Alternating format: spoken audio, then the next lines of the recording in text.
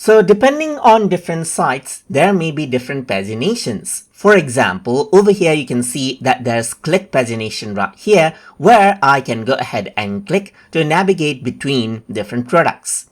If I were to go to contact directory right here, then you can see that this is what you have. You got the click directory over here as well.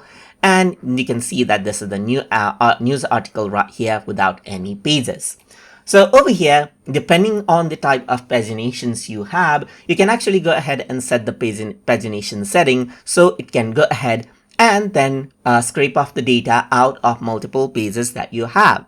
So for example, I got these contacts right here just like this. So I'm just going to go ahead and click on next right here while selecting current pages.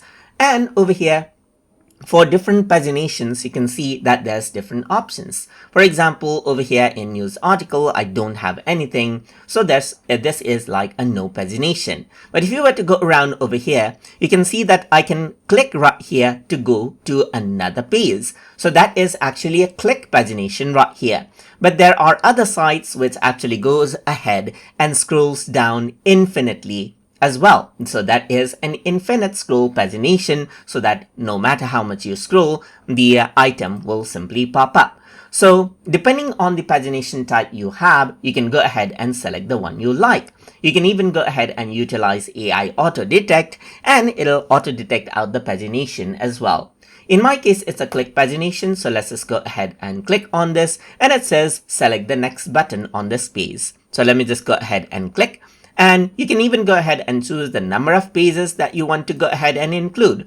Or you can go ahead and say through last page right here. So it simply goes ahead and data scrapes all of the pages that there are. So you can see that this is what you have. I simply selected through last page. Then you can go ahead and click on next now.